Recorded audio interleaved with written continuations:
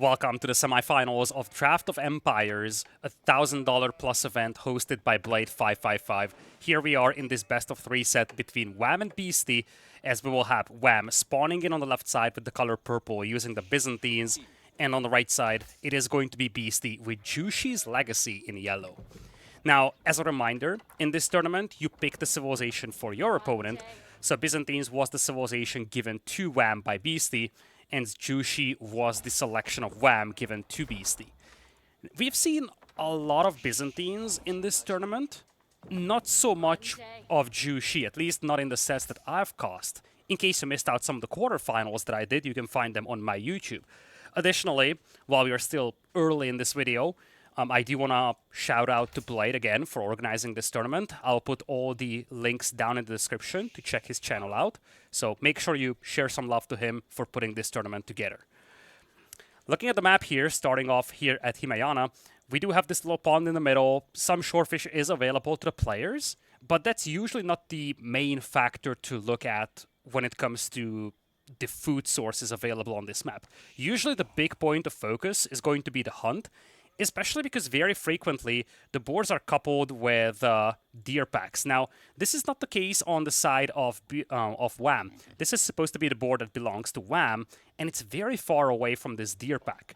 This is actually a very nice town center spot for Wham, by the way. It's close to the forest, close to the hunt, even the berries as well, so this is actually a lovely secondary TC spot. This hunt, it's kind of underwhelming, to be honest. It's just out in the middle of nowhere. On the other side, Beasty has this lovely spot over here with the hunt, with the boar, the berries, the wood nearby. Even has a relic nearby as well. And it's fairly close to this trade post as well, although that's probably not going to be a factor here. I feel like the map is fairly balanced over here with both players having some safe gold at the back, but it's probably a little better for Wham, who has both of his gold mines at the back. Whereas for Beasty, he does have this starting gold a little exposed, and that's definitely an area of aggression, at least a place where you could have potential aggression from Wham.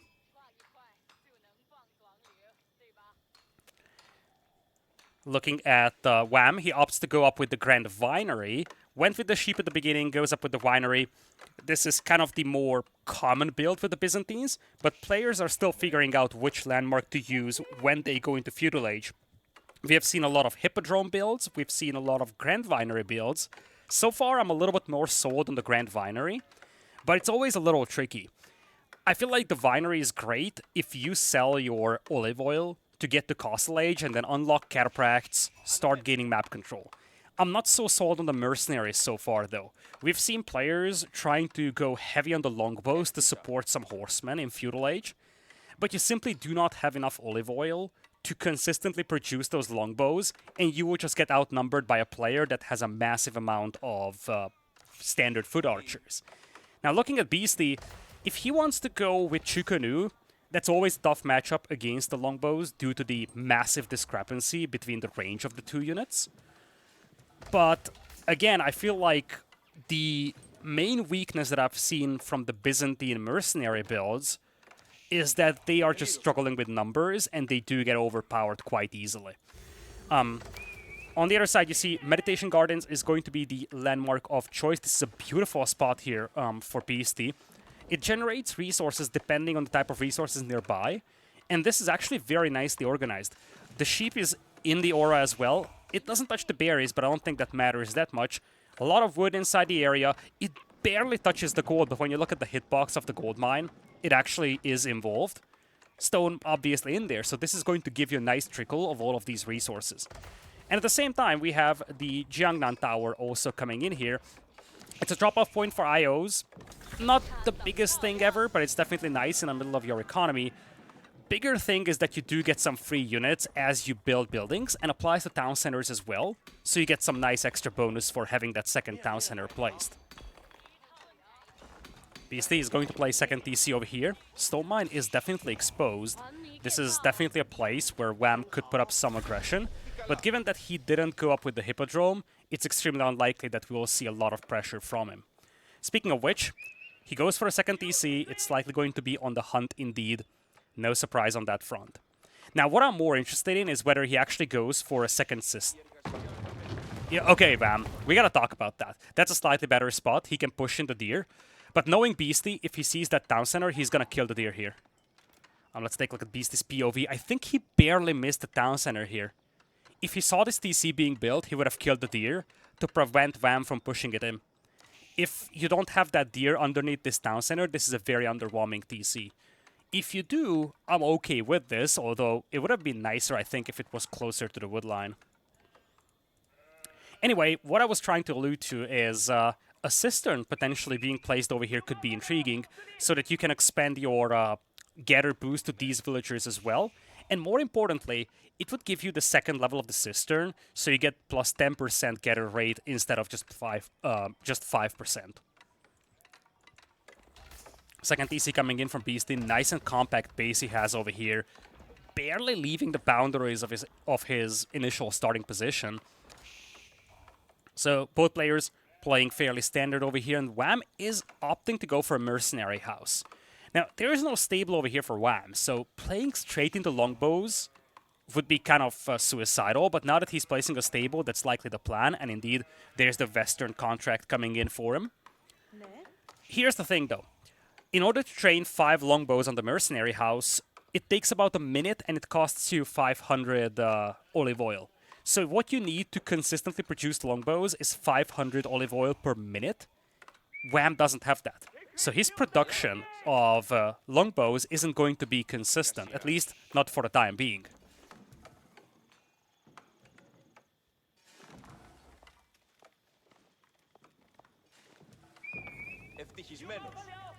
There's the second cistern coming in. Love this choice. It's going to give an overall boost to your entire economy, not just the villagers that are out here at this expansion TC. I'm still somewhat puzzled why these deer haven't been pushed in. Obviously, the priority right now for Wham is the berries, so he can actually leverage the olive oil boost as well. But I still think that you need to secure that extra hunt for yourself. And Beasty, he opts to go for a third TC here. Wham coming in cheeky with the body blocks, trying to stop that TC from being placed. A slightly suboptimal spot for Beasty given the position of the hunt. But here, if you're Wham, you want to kill the deer. Spread them out, kill the deer. I think he might even be able to aggro the boar to make this a little bit more difficult. Instead, sends in one horseman, trying to stop this TC, but I feel like he's just trying to do too much. This is a missed opportunity, I feel. I don't think it was ever realistic for him to stop this TC, given that it was being built by Chinese villagers. I feel like it would have been a lot better if he just killed the deer, spread it out, make this TC a lot more ineffective for Beasty. If the hunt is far away from this TC, this is a very bad town center. He could have even tried growing the boar with the scout. He didn't do that. But nevertheless, at the end of the day, all he managed to accomplish was damage this villager a tiny bit. But Beasty is now up to 3 town centers. Looks like Wham has no desire to go for a third one. Opts to go for a mill here. What an awkward choice.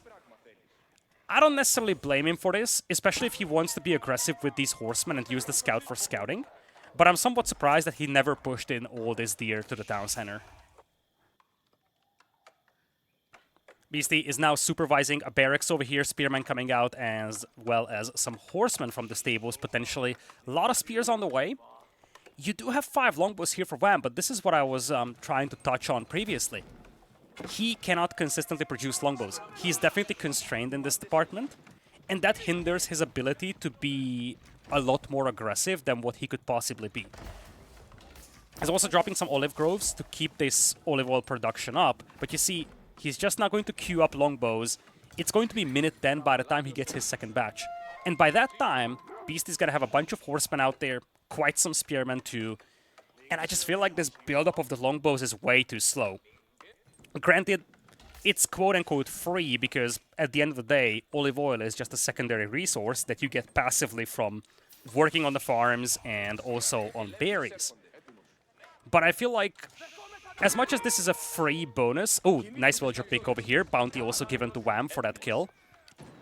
So as much as this is a bonus, I feel like this longbow build isn't treating it that way. I think it's just relying too much on these longbows. And if these longbows aren't there, the spearmen will just evaporate all this cavalry. Wham isn't reacting to the villager repairing the tower here. Beasty trying to buy some time to get some hand cannon slits going. Spearmen now closing in. Cavalry will disengage. Chukonu coming in as well. You see, Beasty's got 6 Chukonu in queue. In about a minute and a half, Beast is going to have way more archers than his opponent. 10 longbows now out on the field for Wham, but it's going to take an additional 2 minutes for the next batch to arrive. He needs a minute to get the olive oil, and an additional minute to build the longbows.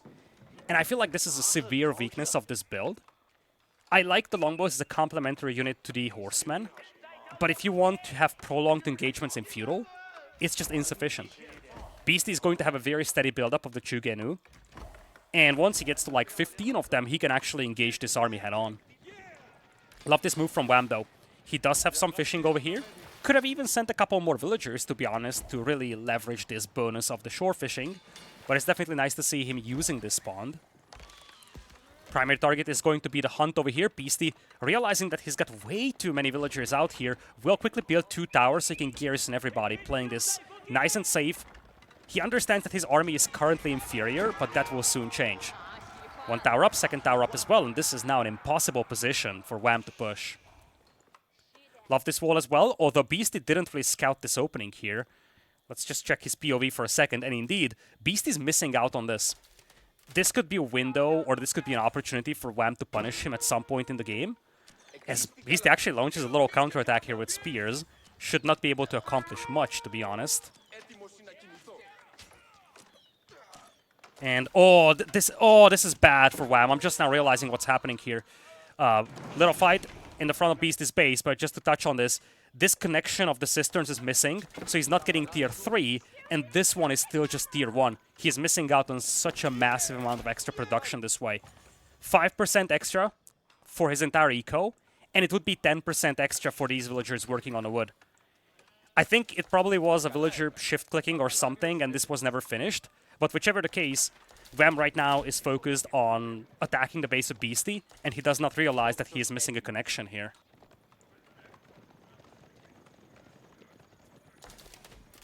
Beastie up to 18 Jugenu, has 4 more in queue. This is the domain where Byzantines will become a little weaker.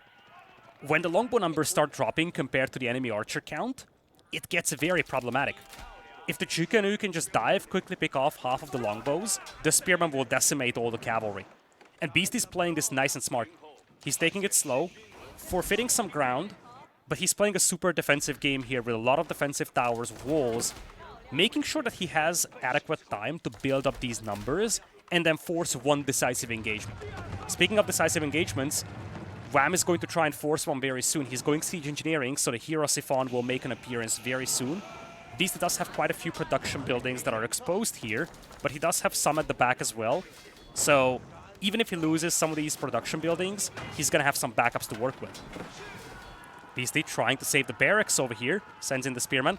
No villager nearby to repair this one building on fire. Villager? Any villagers being pulled here? Apparently not. Okay, Wham has now gotten tier 3 on the cisterns, and you see now it's plus 15% boost even for these lumberjacks. That is just a much-needed boost for the eco of Wham. Clever move from Beastie, sending 1 spearman here to the berries. He wants to see if his opponent is expanding to the berries, just understanding that Byzantines are very reliant on the berries, and these berry patches are being depleted. And the thing is that you could just move on the hunt if you're Wham, but you need the berries because your archer component is coming from olive oil.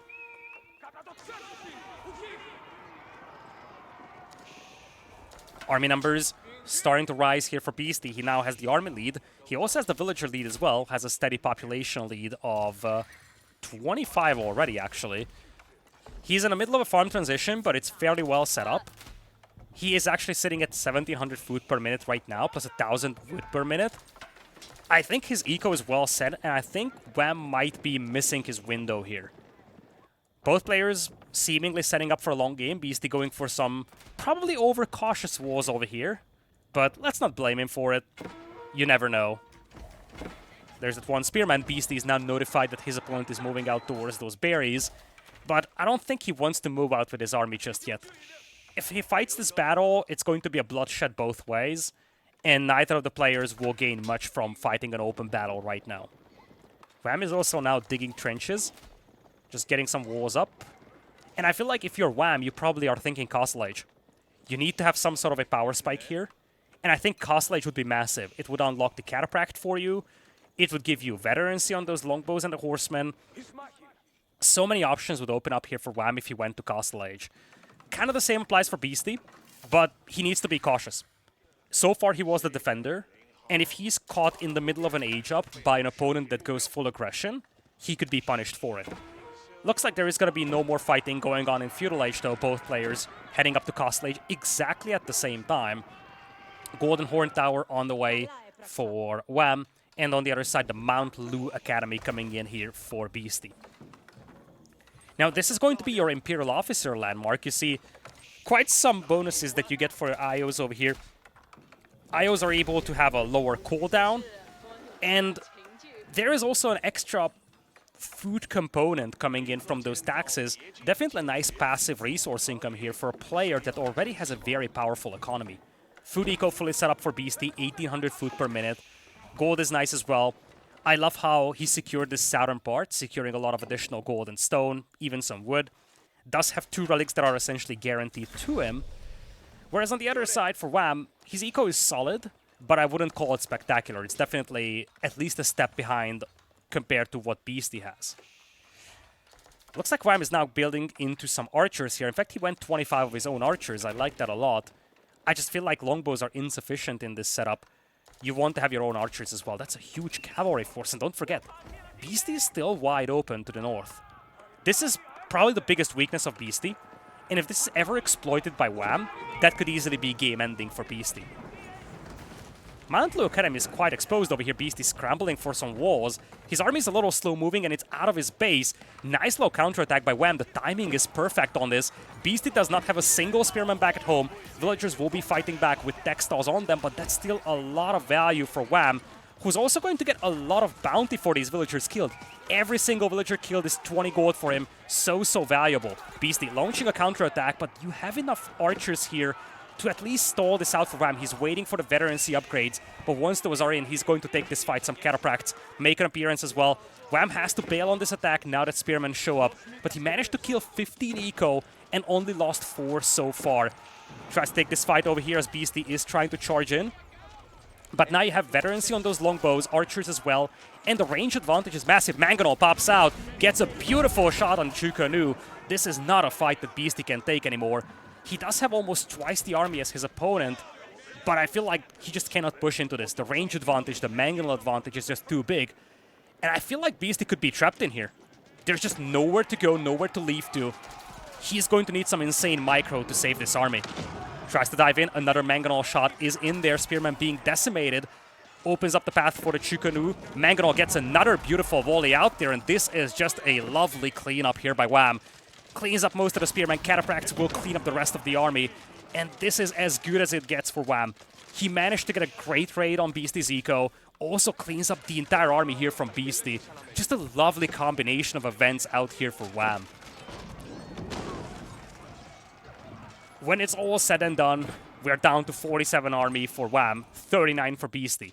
Beastie's eco is still a lot better though. And I feel like the second wave could easily be devastating. In fact, we have a second landmark coming in here, Temple of the Sun on the way for Beastie. He's also very active collecting relics, even yoink the relic away from the front of his opponent's base. And he will even try to steal this one. I love how at least Beastie used this fight as a quasi-diversion, allowing him to pick up the majority of the relics. Nice little cleanup here. Monk should not make it there, so Wham should be given at least 2 relics here. Nice little touch from Beastie, focusing down the villagers before this army gets cleaned up. But it's another suboptimal engagement for Beastie. And now he lost almost double the resources worth of army here. Keep in mind, his eco is still a lot better. In fact, he's got triple the food eco compared to Wham. Gold eco, kind of like 50% better. And that is alarming for Wham. He still has a window here. He's got a very powerful army right now. But I think he needs to punish, especially because he also lost a handful of villagers to these counterattacks. He's still down by 26 eco. Beastie does have the relic advantage as well. This is the window where Wham needs to capitalize. Beastie, he's up to Imperial. He didn't just go for the other dynasty, Yuan dynasty that is, with the Castle Age landmarks. He actually went to Imperial, so he's going to unlock Tithe Barns, and this is where Jushi gets terrifying. This Imperial Age landmark, the Temple of the Sun, obviously massive abilities out there. He's going to have the 15% movement range for his Palace Guards. I think he wants to go heavy on the Palace Guards now. He only has 5 of them, but he's soon going to bring in some more. By the way, it's also the Chukanu benefiting from this. So he can actually close distance to those longbows and even the mangonels a lot better. Defensive castle coming in here for Beasty. Timing is beautiful from Wham. This is exactly the moment where Beasty is still exposed. The elite upgrades aren't in on that army yet. There isn't really a defensive castle up just yet up until this moment. And the army numbers are also looking better for Wham. He needs to punish Beasty here before Beasty gets his own upgrades. So he's got like a solid 30-second window right now. Beasty once again playing patient and defensive. Falling back, waiting for those upgrades to come in. Does have a siege workshop as well. Could start mixing in some Nest of Bees, maybe some Springles to deal with the mangonels. And Wham is going to fall back for the time being. Sacred Site victory approaching. Beasty capturing both Sacred Sites. It's going to be a short-lived attempt though. Both of those Sacred Sites are being decapped. And looks like Wham is bailing on this. From the accumulation of the resources, you probably can guess that he's thinking about Imperial Age himself. Concern I have for Wham here is that Jushi in late game is terrifying. And I feel like we're entering that domain. Plus, of course, as we know, Beasty is a terrifying late game player as well. So I'm not sure if this is the best period of the game for Wham to succeed in, but it's not like he has a choice anymore. I feel like he missed his window, despite those beautiful cleanups. He does have the Cisterns, by the way, giving him a 25% boost, essentially all across his eco.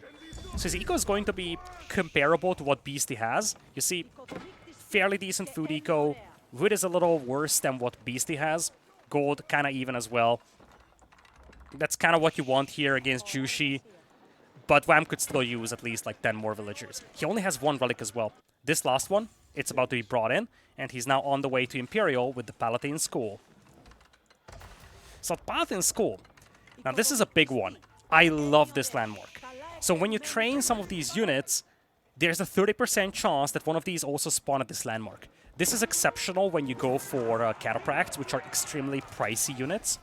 Also good for Hero Siphon. Not so spectacular for Limitanai and Varangians. But when you go for premium units like the Cataphracts, a 1 in 3 chance to get an extra unit for free is massive. Bit of a counterattack by Beasty. These guys are super fast. 1.58 movement speed. Compare that to the cavalry moving at 2.19. That's actually like a semi-cavalry unit. It's a very fast infantry right now for Beasty. He's going to start unleashing his force. He's got the elite upgrades, not something that Wham has. We talked about this window opportunity when you age up a couple of moments ago. Same applies for Beasty now. He does have an army that's fully upgraded. He needs to strike before his opponent gets the upgrades, and I mean, the objective is clear. There's a gold mine here that's completely undefended. Springalds also roll up to eliminate the Mangonel. Nice micro from Beasty to dodge the Mangonel shot. And Wham is going to have to bail on this position. He's getting the elite upgrade for the longbows. He's also going to grab his own elite upgrade for the Varangian guards. He only has a handful of those. He's just now starting to mix them in. Once the Varangians arrive, though, this is a tough matchup for Beasty. Varangians will be slow, but they will decimate everything that Beasty has. The Spearmen, the Chukunu, not the crossbows, but Beasty only has 7 of them.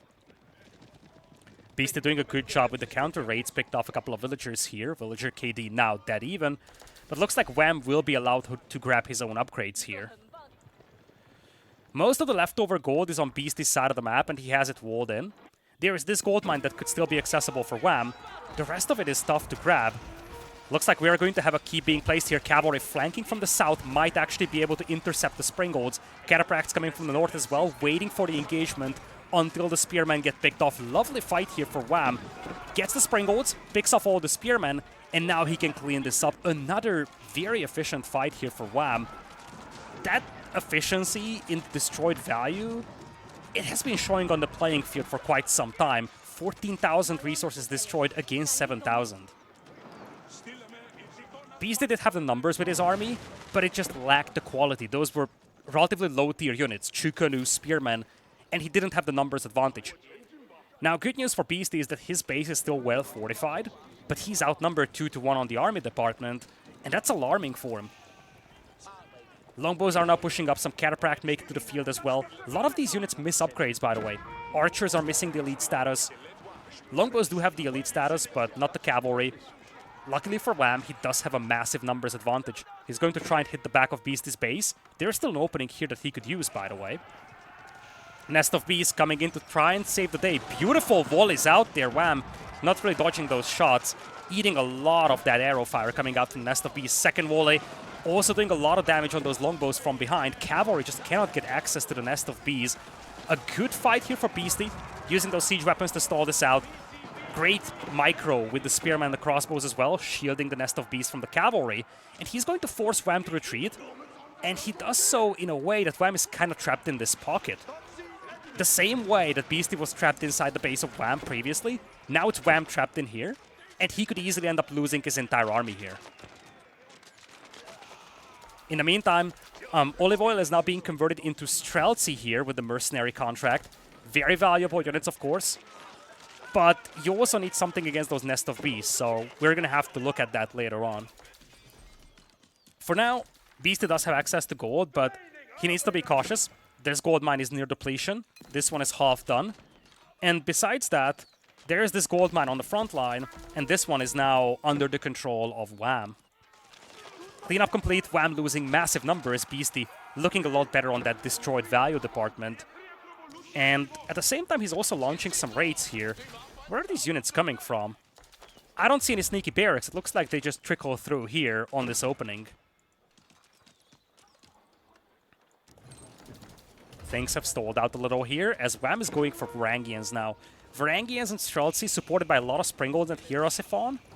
That's a terrifying army, though. And the thing I'm still missing for Beastie is quality in his army. You see, the problem I have is that Palace Guards are nice, but they get eaten alive by the Streltsy. And the Chukunu is just not a population-efficient unit. It's one pop, but it's a fairly cheap unit. Ideally, you want to have massive hordes of those, but you just don't have the population space when you have 150 vills. For now, it's okay, because Beastie is not under attack. But in the long run, this could be problematic, as we do have a bit of a trading going on here for Wham. Not the most efficient, to be honest. This one trader getting 2 gold per trip, but it is what it is. Here come the Hierosophon. Springolds also joining the fun, taking out the siege weapons from Beastie. No Springolds from Beastie's side, and his Chukunu are also getting caught here. Lovely engagement by Wham, taking out this infantry, getting through the walls. And this is scary for Beastie. He's now pushing to the north, trying to secure this gold mine, also denying this market. This is a lovely castle for him, but he needs to stop this push into his base. If he stalls this push out, I like his position more and more, with this keep just putting so much pressure on the base of Wham. But this push is going to be awfully difficult to stop. Wham has almost twice the army, and the quality is so much better. Springolds just make minced meat out of those Nest of Bees, and the Varangians should eat the infantry for breakfast. Again, Nest of Bees get taken out. Hierosophon can just start rolling up, taking out those production buildings. And you don't even have all the Streltsy here. He's got 23 on the field somewhere. Not all of them are nearby. Wham, though, is going to have issues with the wood. He's fighting a battle essentially all across the playing field. Beastie trying to keep this wall open just by placing his own wall over here. Looks like this is a slow reaction here by Wham. Lost a lot of villagers. He's down to 107. He does have full population, though, so his army right now is terrifying. 76 army compared to 37. Beastie finds a window to take out some of these Springolds. Good value for that group of infantry. Walls have been broken through, though, so Varangians can start marching in. But you get rid of the Springolds. You don't have a single Springold right now for Wham, so once again, these Nest of Bees will become efficient. Hierosophon doing a good job taking out some of those production buildings, but I feel like Wham has stalled out a little here. He's just fighting too many battles, and even though he's efficient in all of those, he's just being distracted over and over again, and he cannot finish Beastie off right now. He does have the numerical advantage. Army value is so much higher for Beastie right now, but it's a little deceiving because Palace Guards do get eaten by the Streltsy. It all comes down to the Nest of Bees. Berserk came in here. Interesting choice, given that you're fighting against a lot of ranged units. Wham forced to fall back here. 180 population. Beastie is 200 out of 200. And this castle is just so oppressive. I love this move from Beastie. Takes away the gold from his opponent, puts pressure on those lumberjacks, and now Wham is forced to take wood over here. Bombard also creeping up. Beautiful volley as well from the Nest of Bees on the Varangians. Varangians will take out the Nest of Bees again. Down south, there is a keep as well for Beast. The same story. He's trying to keep this alive. There's a Bombard that's taking out the building, though. Rams coming in from Beastie as well. He's stalling this push out in the middle, and at the same time, he's able to aggress from the south. And this has been a growing pain for Wham for so long. This angle, the keep is still alive. Most of the villagers died, so it's not going to be repaired anymore. But the Bombard was taken out. And you just have waves after waves of units coming in here for Beastie. That Eco Juggernaut is now showing for Jushi, and at the same time, Wham is just deprived of gold. This is why this keep is just so vital for Beastie. And one of the things that he has done a lot better than Wham in this game is play for that late-game gold control. He has always had gold income, and now Wham is just cut off from gold. Villagers getting butchered here by all the infantry. Remember, he does have that movement speed coming in. So these units move very fast, able to kill villagers, and his eco is just getting shattered now. No food in the bank, no gold in the bank for Wham. He is unable to access gold even. This is looking very grim now for Wham. Jushi, we know it's a very powerful late-game civilization, but it's also the position of the map, or the position on the map, that Beastie has an advantage with. These little cheeky moves, walling in the markets, getting a keep up to prevent the enemy from reaching the gold, now even dropping some towers, just delaying that access to the gold as long as possible. That's what's making the difference right now between Beastie and Wham.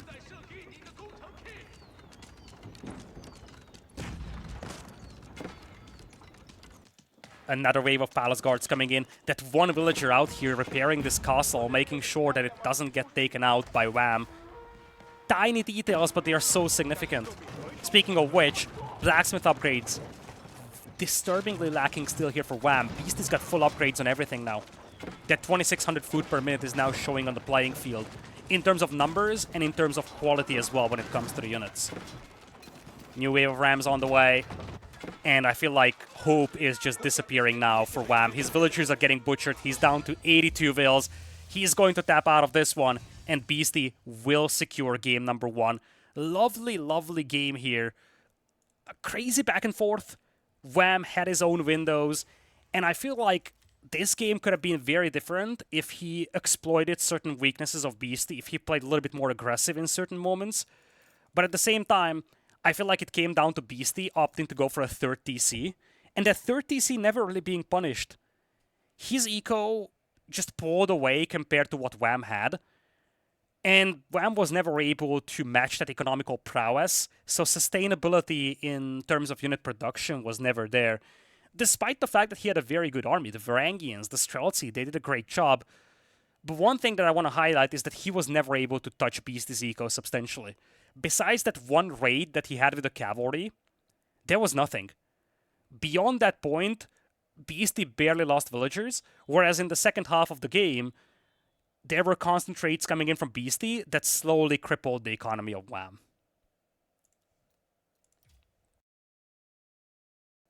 That leaves us with a 1-0 lead for Beastie in this best of 3. And let's check if game number 2 is already up in this best of 3. Again, this event is hosted by Blade555. All corresponding links will be down in the description. So if you enjoy this tournament, make sure you share some love to Blade as well for putting this together. You can also throw a like to this video and subscribe to the channel if you enjoy my content.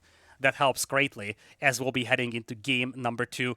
It's going to be Order of the Dragon against the Byzantines here. This time, it's going to be Beastie with the Byzantines.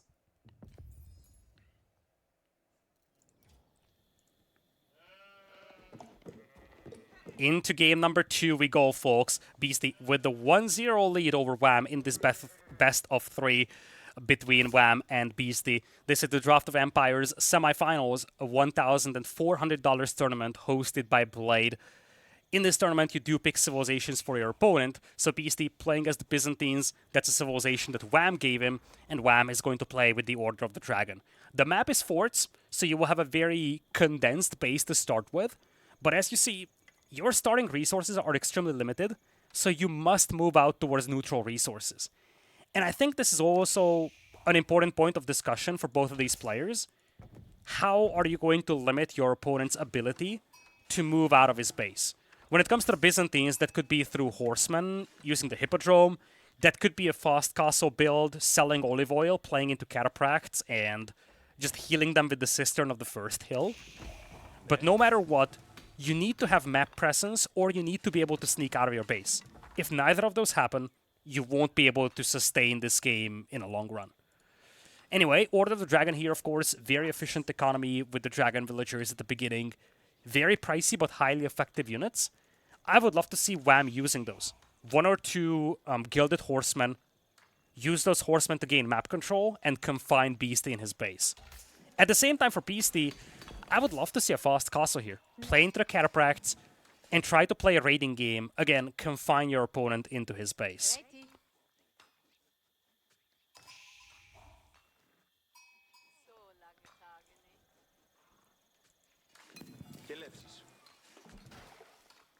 Looking at the map over here real quickly, you see you don't have almost any neutral wood close to the players' bases. So if they want to get a sustainable income of wood in the long run, they do have to move out to the south. Hunts are interestingly positioned. You have a safe hunt for both of these players. Well, I guess it's not super safe, but that's definitely one that's closer to their base. And you have one deposit of hunt for each player in kind of this midfield area of the map. It's a little better probably for Wham, if you ask me. In fact, he could actually take all three deer packs if he's aggressive in expansion. On the other side, Beasty's got some forests closer to his base, so when it comes to the wood, I think his position is a little better. He's gonna age up with the Vinery. If you want to play Fast Castle, 2 TCs, this is the landmark to go to. But this could also be just that casual Horseman plus Longbow build that we've seen in the previous game as well. Now, I'm not a big fan of the Horseman Longbow build against the Order, simply because if they play into their own Gilded Horsemen, you will struggle to be efficient against it, I feel. But especially if Wham doesn't commit to much of a cavalry in Feudal Age, it's definitely a composition that you can punish with. Aachen Chapel is the landmark of choice here for Wham as he's aging up. It's placed on the stone, makes me feel like he wants to go for a second town center, and indeed villagers are rallied to the stone. We will have a second TC, likely right over here. This is by far the best spot on the wood, on the gold, pushing the deer. Although we could just see it right here on the wood line and the deer.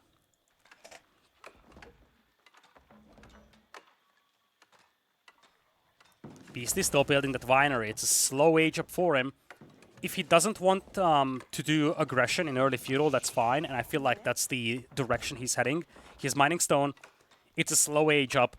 Could either be 2TC fast castle, semi-fast castle, or this classic 2TC into horseman plus longbow build that we've seen from Wham in the previous game.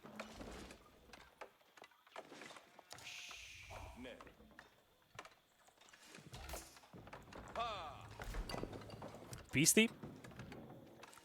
He's going to get scouted very soon here, with Wham Scout being nearby. If I would have to guess, just looking at the positioning of Beastie's Scout, he should have already found that stone mine. So he probably knows it's being mined by these villagers. He should know that Wham is also playing second TC. Looks like both players will get away with a second TC here.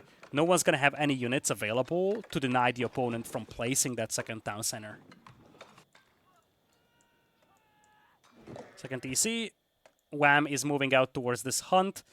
For Beastie, it's a little trickier. I feel like this is your best spot, but I'm just not so sold on that.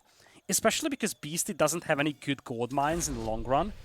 This is actually his best backup option. And that's a very underwhelming gold deposit to work with. Gold is definitely a little bit more reasonable, I guess, for Wham. It's still out in the open field, but I think, on average, most of these gold deposits spawned a little closer to him. I think the big thing is that these forests are kind of blocking Beastie from the gold, so that's why it feels like Wham has a lot more gold available here. Second TC coming in for Beastie. Opts to go for the berries. He could slowly push in the deer if he wanted to, but he could also just mill this, to be honest. He's going to be heavy on the olive oil, so mercenary build is definitely something that he could think about. He's still heavy on the wood. He is not mining gold, though. That's kind of a strong indication that he doesn't want to go Castle Age, instead wants to go for production buildings. It's now sending some villagers to gold, though. So let's think about that for a second. Wham with the hunt on the TC, he's going to play into the stables. He's going to have some of the gilded horsemen come out. Great unit for harassment. But it's going to be difficult to aggress Beastie's base. Love these tiny walls by Beastie. He's in a corner. He's going to play it that way. Wall himself in. Makes it near impossible for Wham to do significant damage early on. The walls will complete. No raiding opportunities inside this base. And this town center, of course, is going to be there to defend these villagers. So Wham should not have many opportunities to harass his opponent.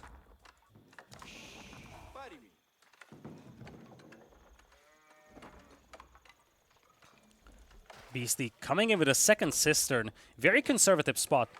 He's not going to expand it towards the additional town center. So this is just going to be to leverage that plus 10% bonus compared to the plus 5%. Plus, of course, also leverage the military production bonus. But right now, it's kind of secondary, I would say. Mercenary house has been completed. This is scouted by Wham. I think he's just waiting for the longbows to pop out. Or at least he's waiting for the confirmation about the longbows. You can go in multiple directions with the mercenary house, but by far, longbows are the most popular. I think Wham just wants to get a visual confirmation on that, though. Barracks also coming in. Beastie doesn't have the olive oil just yet to get the mercenaries, though, and here comes the first Gilded Horseman. These guys are tanky, 250 HP. Beastie will use that horseman to harass the gold mine. And this is exactly what Wham needs to do. He needs to harass this gold mine. He needs to slow Beastie down. And the thing is that as long as you don't have many spears here, or more precisely limit on A for Beastie, these Gilded Horsemen will be a pain to deal with. I feel like Beastie would benefit a lot from walls here, and even here. Because it looks like Wham, seeing all these walls on the eastern side and the western side as well, he's just going to run past these walls, try to hit the berry villagers. And this is causing a lot of idle time for Beastie. Ooh, the scout gets intercepted. That would be catastrophic for Beastie. This is his only scout, and he would lose the scout, and with that, all the vision. Quick walls coming in here for Beastie, looking to save this one scout. I think he might be able to. Indeed, Spearman comes in to help out. Wham! Focusing down the scout over there. Takes out the scout. Deprives Beastie of vision. Spearman is doing a good job against the Gilded Horseman, but there's a second Horseman too. It's not about the kills right now for Wham. It's about the idle time that's being forced. A little wasteful with that one Gilded Horseman dying to the spears. But he's forcing a lot of idle time here from his opponent. And it looks like we'll have some Gilded Archers as well. I'm not a big fan of this. I feel like longbows will just outnumber them and pick them off from a distance. But I love the raids here for Wham.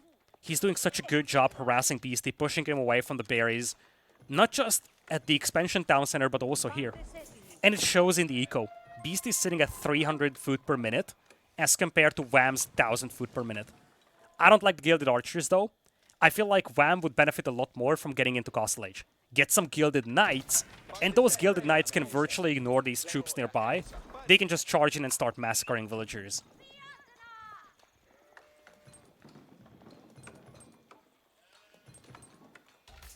Wham indeed piling up resources for Castle Age. Love how he's also expanding towards the second patch of Hunt.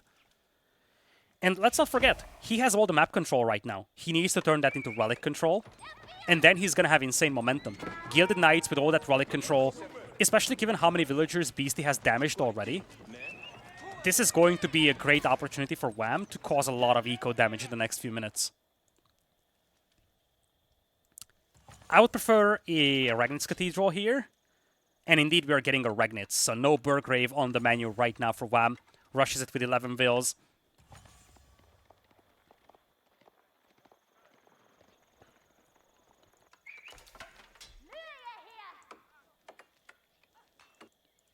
Beastie, he only has a villager lead of 3. And let's not forget, he's facing Order of the Dragon villagers. That's part of the reason why his food eco is so much weaker than Wham's. Although part of that, of course, was idle time. Second range coming in. We could see a lot of Gilded Archers here. They are super duper pricey, but they're a strong complement to the Gilded Knights, which are also extremely pricey. In fact, Wham won't even be able to afford one right at the start. Probably shouldn't have gone for that horseman. Just go for one knight. Nevertheless, He's going to secure most of the relics over here. He should have no issues at least grabbing 3. Potentially a 4th one as well. Beasty sees this Castle Age from Wham. He's going to try and punish this. He does have the numbers advantage, but I don't think he's going to have the quality, especially because the Gilded Archers are getting veterancy. Love this move once again, trying to deny the walls, just stalling out the eco of Beasty. Beasty himself looking to get to Castle Age now, though. Wham needs to be cautious with this, because if this counterattack slows him down, Beasty is going to get an opportunity to get to Castle Age, and the technology advantage of Wham will disappear. Nice quick walls, preventing this force from breaking in.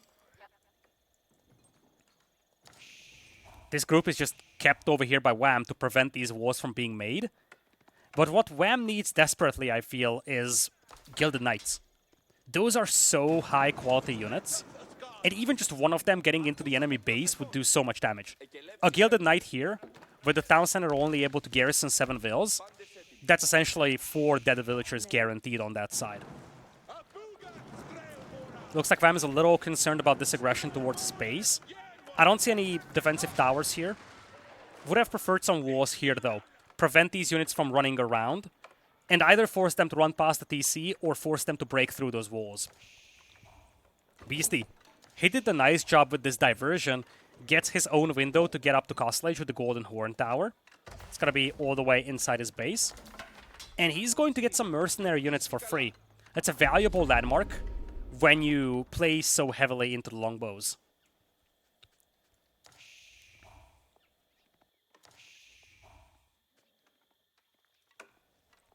Three relics already in here for Wham, though. He's also capturing a Sacred Site. And now he's got some Gilded Knights on the field.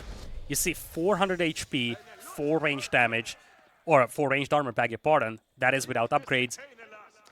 And a charge attack of 45 in itself. That is terrifying. And I think if you're Wham, you send the cavalry in to raid your opponent, do some eco damage, and you keep your archers back at home to clean this up. Gilded Archers also getting the much-needed extra armor they need. Now they're sitting at 3 ranged armor without blacksmith upgrades, and that could rise even more. So again, I feel like Wham could just hold this force with his own archers and use the cavalry to attack, but he needs to attack. Beasty is now up to Castle Age as well. He is grabbing veterancy for the longbows. That technological advantage that Wham had, it's slowly disappearing, and this is a great window for Beasty to punish this expansion. He knows that Wham is here. He's going to strike at the villagers. Wham, quick with the reaction, has to flee. This tower does have a Springald on it and a relic inside, so this is a big no-no for Beasty, though. Archer still rallied home. I'm puzzled about the positioning of the cavalry, though. I just don't see them. And that's alarming. I feel like if you're Wham, first of all, you gotta deposit this relic. I think he's just going to do so in that tower. But this cavalry being held back for so long, I feel like it's just a wasted opportunity. Now, one thing to keep in mind is that Beasty's army is extremely slow, and a significant portion of that is kind of stranded out here. So if Wham charges this with his knights and archers, he can easily clean this up, and then he's going to have a massive army lead.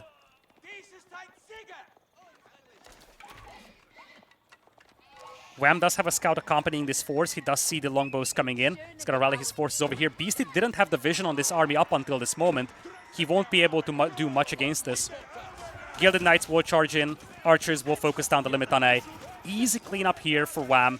All he needs to make sure is that he doesn't lose any of these knights. At the same time, there's a second wave, though. And with this wall not having been finished and this tower not having any springolds on it, this push is actually a lot more terrifying than what it actually looks like. But Beasty is going to play this cautious. He's going to call back his forces, meaning that he got cleaned up over here, and now this is the go sign for Wham. He needs to do something with this, but it's going to get tricky.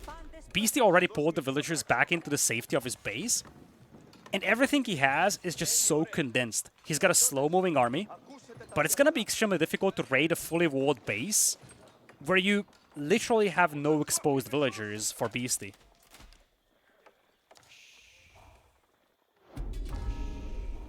Wham is looking to just force Beasty out of his base, capturing all of the sacred sites. Of course, 10-minute countdown is very long in such an open map for your sacred site victory, but it also gives you a lot of passive gold income, so that's also not something that should be underestimated. Number of Gilded Archers also increases quite a bit. So now we have 18 Gilded Archers against 15 Longbows. That's a massive advantage for WAM.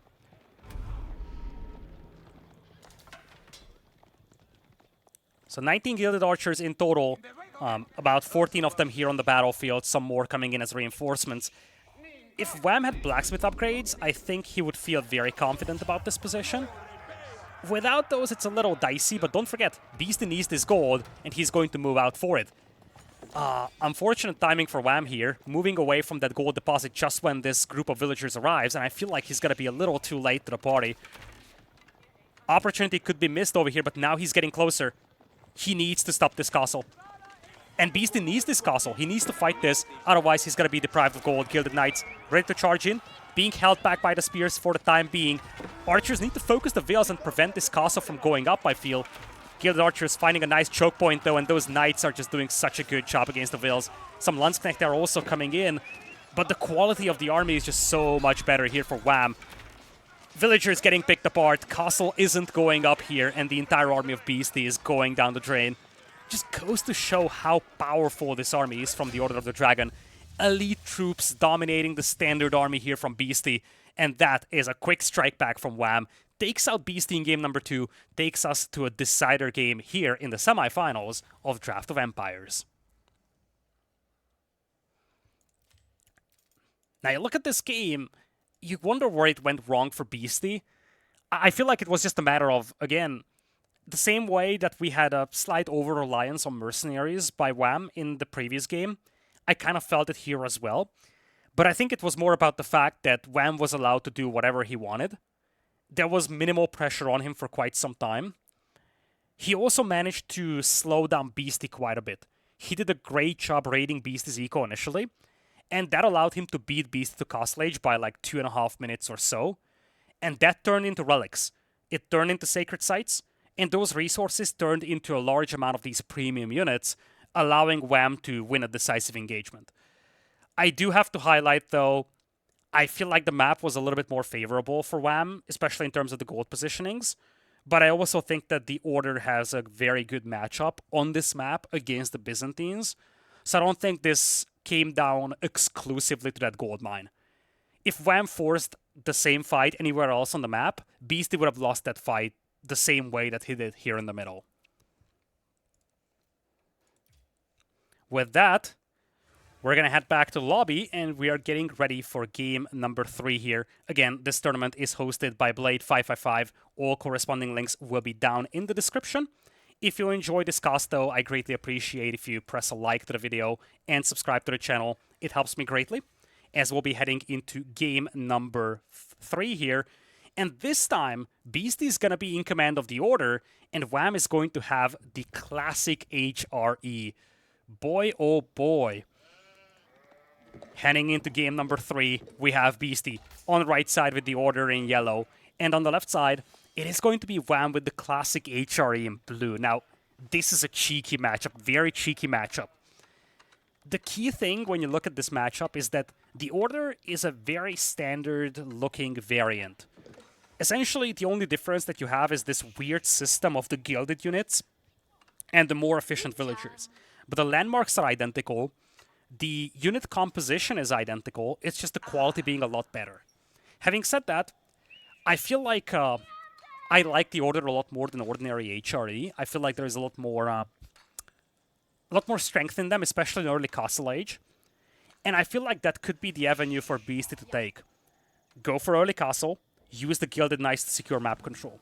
The reason why it's important that this Civilization variant is very similar to the original Civilization is because if you mirror what WAM is doing, or at least roughly mirror that, you will be able to prevail because you have all these advantages coming from the premium units. Let's say both players go Castle Age, both players want to go for relics, which is something that you very commonly do with HRE. WAM is going to play Knights, Beast is going to play Gilded Knights. Gilded Knights will be able to dominate against Knights. And kind of the same goes as essentially no matter what unit composition you choose if you're WAM. So for WAM, the only reasonable way for him to win this game seems to be winning off the back of numbers. It could be a 2TC build in Feudal Age, trying to build up an eco lead over his opponent. But it could also be that setup where he can make more knights than Beasty can. So if both of these players rush Castle Age, Wham needs to split up his knights and raid Beasty's eco. That's the only way it's going to work. But for Wham, it's going to be all about stretching out Beasty's army with small groups of inferior units and not taking head-on engagements. I don't think HRE will be able to have a lot of good head-on engagements against the Order. They might be able to salvage 1 or 2 battles, but I don't think that it's sustainable in the long run. Beasty going up with the Minework Palace over here. On the other side should be an Aachen Chapel, no surprise, and Wham is placing it on the stone. There is going to be a second TC. Now, speaking of the second TC, Wham doesn't really have any good spots to place it at. You definitely want to have it somewhere on food and some other secondary resource. But frankly, this is the best spot for it, unless you place it here and push in the deer. It's a very exposed position, far away from your starting base. And, I mean, if you place your TC here close to the stone mine, it's still very underwhelming. I just don't think that there is a very optimal spot here for Wham for a second TC. In the meantime, Beasty, I don't see any villagers moving towards stone. I don't think he's going to play 2 TCs, and he probably shouldn't. I think his best way to play this is to play with 1 or 2 Gilded Horsemen, go for this initial raid-style approach, and then get to Castle Age. Essentially the same build that we have seen from Wham in the previous game.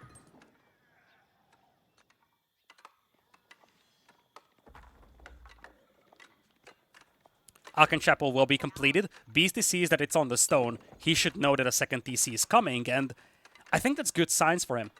I think if he wants to go Castle Age, yoink the relics, it's as good as it gets for him that his opponent is playing second TC.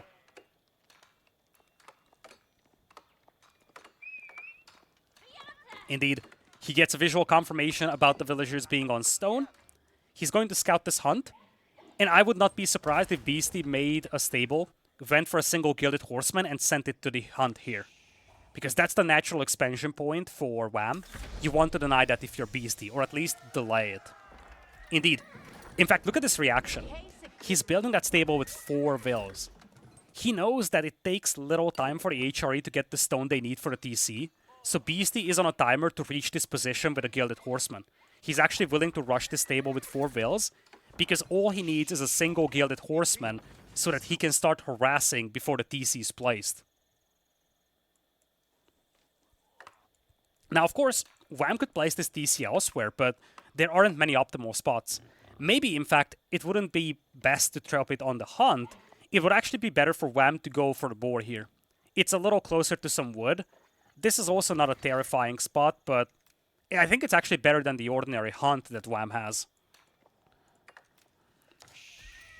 First Gilded Horseman is out, and indeed, in fact, we can take a look at the rally point.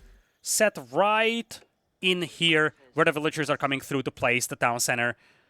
Beasty's reading this perfectly, and I just don't know what Wham can do in this position. In fact, I'm surprised that he's able to place this TC even before the horseman arrives. This is going to be an underwhelming TC no matter what. It's only on the hunt. And, oh, Wham has to cancel this. I don't want to repeat myself, but Beasty read this perfectly. This is an extremely unfortunate spawn for Wham, having both of the hunts spawn close to each other. If it was split up, it would have been a bigger decision for Beasty to choose between the two. But boy, oh boy, the second TC is being delayed so much. In fact, even this TC, which is right next to the original one, is going to get harassed. This is as good as it gets for Beasty. He shouldn't even overcommit to this. He needs to make sure that this TC goes up, frankly. Because if this goes up, it means Wham will never expand towards the hunt with the second TC. If he leaves this position, Wham could still cancel and move up. There's one spearman holding him back. Beasty probably is thinking about going up to Castle Age now, indeed. You look at these gold miners. When you have that many gold miners in Feudal Age, that's a clear sign that you want to go to Castle. I love how Beasty has given Wham ordinary HRE, because I don't know if he anticipated receiving the order. That's something that has been commonly given to players by opponents in this tournament. But if he anticipated order, then giving HRE is a genius move. Because, as I said, HRE just struggles so badly against it. It would be a lot more different in a setup like, let's say, Jeanne d'Arc versus French. I would probably prefer Jeanne d'Arc in that case as well, but it wouldn't be so clear-cut. Here with the order, it's so clear-cut because the civilizations are near identical. It's just a matter of a slight difference in the mechanics and the quality of the units, and of course the pricing as well. This second TC is just abysmal for Wham. So sad. And the fact that he has to go on berries at 7 minutes is as bad as it gets. He's also going to be heavy on the barracks, which is not going to be good in the long run. Has to build farms too. Just sad all around here for Wham. Love the move, though, to sneak out the villager and try to wall in the relics.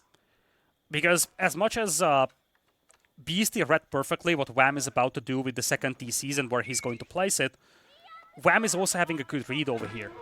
He knows that Beasty wants to go to Castle Age. First of all, because that's the natural response here with HRE against the 2TC HRE. Second, he only sees one horseman. The fact that he only sees a single horseman means that Beasty hasn't been investing into more army. If Beasty isn't investing into more army, what else could he be doing? Well, he could be going into Castle Age. The amount of gold miners that you see over here is also a telling sign. When Wham sees this, he should know that Beasty's going Castle. Spearman actually launched a counterattack here. This is a little painful for Beasty. Has to be cautious not to lose a Dragonville here. Actually, one villager does get trapped among the Spearmen. Beasty losing the first villager. That's definitely a little annoying when you have so highly priced and high-quality villagers.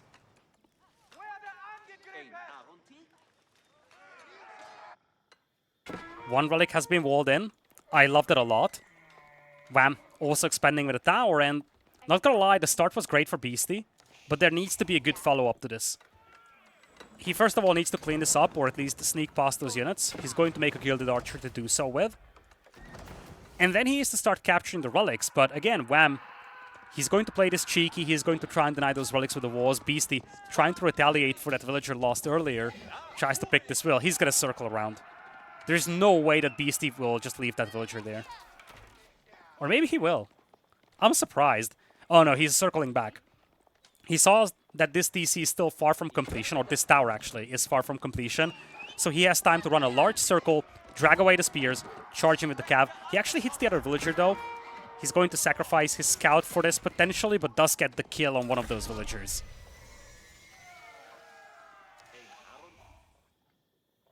Clever move by Wham to wall in the relics. Will make life a little bit more difficult for Beasty. He does save the house though. And with the Gilded Archer coming out, the Spearman will get pushed away. Here comes the first Prelate. Beasty's out there on the board. I didn't even see that. Love this sneak out. His opponent is playing with very little army, condensed base. You can punish that by using your map control. Finally, the Horseman goes down. But now for Beasty, recipe for success is Gilded Knights. He was denied from his gold for quite a while, so he couldn't actually afford a Gilded Knight upon reaching Castle Age. So he's going to play into Horseman.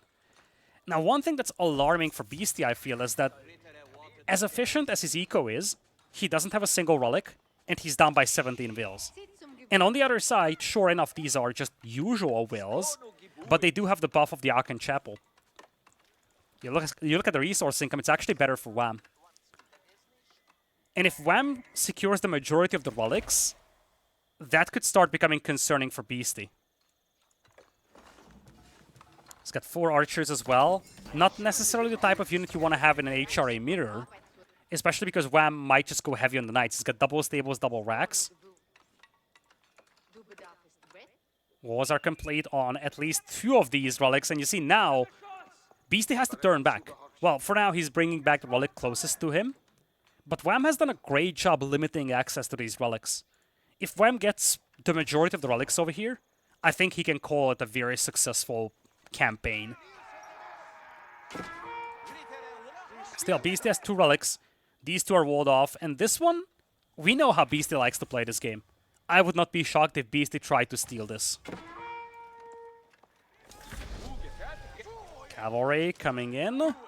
Gilded Archer to support as well, but there's defensive tower, Spearman nearby as well. Beasty's gonna have to fall back for the time being, and we have Knights coming in.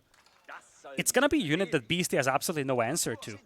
He could make his own Gilded Knights, but he doesn't have any of them. Or basically has none. And I'm not sure what to think about the veteran Gilded Archers. I'm actually wondering if Beastie scouted the stables. He should anticipate stables here. I don't think he is expecting Wham to just play with spears. But he lost his scout, so he might not have seen the triple stables. And that's very bad for him. Right now, he's investing into veterancy on his Gilded Archers. But even Gilded Archers will struggle badly against Knights. 125 HP, 8 base attack with no bonus damage against heavies. These guys will get butchered by the heavy cavalry.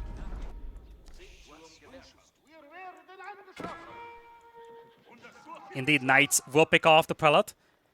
If Beastie was looking at this area when the Prelate died, he should have seen the Knights. That should ring some alarm bells for him. Spearman also making an appearance on the Stone Mine, and Beastie's in trouble. He might be able to secure a third relic for himself, but at this point, Wham is bringing in relic number 1. He will soon bring in relic number 2. He's got 5 Knights that Beastie has no answer to.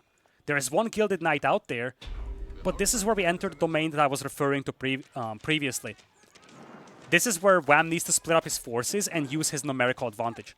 Have 1 Knight raid the gold mine, and have 1 Knight chasing these Prelates. And you cannot have those Gilded Knights everywhere right now. Looks like Wham is going to forfeit this relic. Somewhat surprised that he did that. I feel like he could have stopped this whole thing, but instead he's heading towards the eco. That's also a lovely choice. Remember, dragon villagers are extremely expensive, but when you lose any of them, it's such a pain. They are super efficient, but you need to keep them alive. A good raid here could be game-ending. 35 vills only for Beastie. He's going to have 3 relics as opposed to 2, but that's not going to offset the discrepancy that comes from losing a dozen villagers here. Knights are coming in. That's a lovely raid for Wham. And Beastie, he is in a lot of trouble here, I feel. Not a lot of villagers killed, but so much idle time. And this is just going to get worse and worse. Beastie now needs to retaliate with his own cavalry. Wham, he desperately needs some walls. If he doesn't have walls, he's going to lose the villagers the same way that Beastie is losing them now. Wham has killed 6 villagers. All of those are dragon veils as well. Very, very pricey and expensive. I know I said that a lot, but that's the truth. Same thing for these archers. These guys cost 60 food and 140 wood each, and they just die way too quickly. Now you have some crossbows here. You gotta be cautious if you're Wham. 36 attacking as those knights is no joke, and now you see, with the crossbows making an appearance, it's a different story. Beast is also doing a great job killing some veils. But don't forget, Wham can afford to lose villagers a lot easier than his opponent can. The villagers individually, they're not as valuable as they are for Beastie. And Wham also is on 2 TCs, so it's easier to replenish them. Those Gilded Knights slowly making an appearance in the eco. Again, Wham needs to split up his cavalry. Has to be everywhere to prevent Beastie from being able to take straight up fights. Oh, this Knight is gonna be so painful to deal with for Wham. 1 Knight causing so much idle time. No textiles is also kind of problematic here for Wham. He's going to pop that immediately upon seeing that Knight. But yeah, he needs walls. He needs walls to prevent these Gilded Knights from sneaking in and picking off vills. Kind of the same applies to Beastie, but he already made some walls, and I love the second TC from him. He understands that he has taken a big beating on the eco, and we're entering a domain where his individual villagers being better won't offset the eco difference, which comes from just sheer numbers. In fact, Beastie's eco is very feeble compared to what Wham has. Wham has a considerable window to punish Beastie right now, but it's going to come down to how these knights are being used. Love the walls, same thing. I think Wham is in a good position. He needs to make sure he doesn't throw this game away. And it starts by fortifying his base, making sure that Beastie cannot raid him, and then use his own knights to raid. Beastie is doing the same now. He's realizing that, you know, raids could be his undoing in this set. But this is a crossover reaction by Wham. Just goes to show how much this single Gilded Knight accomplishes. All of the knights that Wham has, he's got 9 on the field. 8 of them are chasing a single Gilded Knight. This means that despite Wham supposed to be... Wham is the player that's supposed to be the aggressor. And he is not. He's chasing a single Gilded Knight with everything he has. And that's so, so bad. First of all, he doesn't need that many knights to kill this. But more importantly, I feel like he's missing out on a window to punish Beastie. If he ran in with 9 knights, Beastie would be in trouble. Beastie's got 2 gilded crossbows, 4 gilded knights, that's it. Another group of Gilded Knights coming in. If you chase with anything, it might as well be Spearman.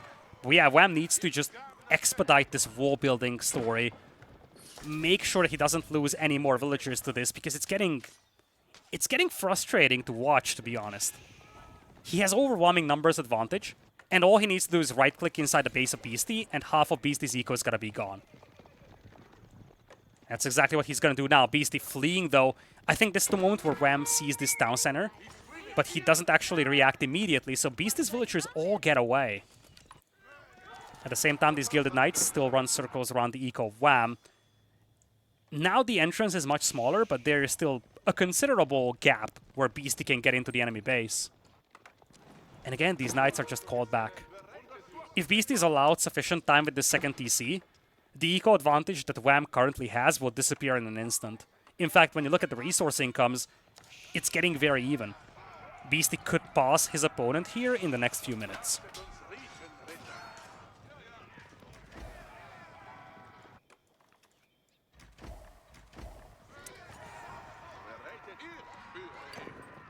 Wham, looks like he's finally going to attack with those Knights. He needs to.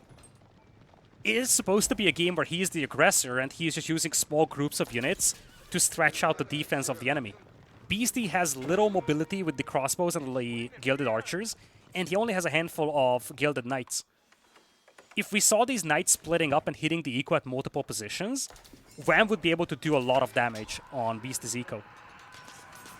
Okay, finally a cleanup over here for him, or at least he gets rid of one of those Knights. Villager's actually body blocking this Knight, preventing it from escaping.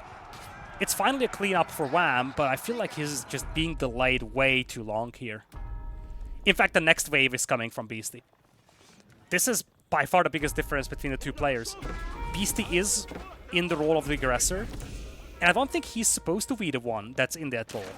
It should be Wham, yet he's always busy chasing down these Gilded Knights, never really given an opportunity to use his own Knights. Now Beasty's fully walled.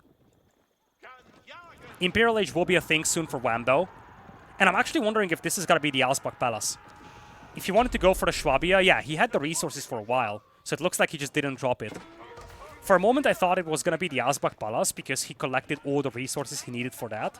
He could have dropped the Schwabia a little faster, but Schwabia probably the better choice of the two. I could have seen a super aggressive game where he drops an Alsbach Palace at the front, but that's probably not a super smart choice right now.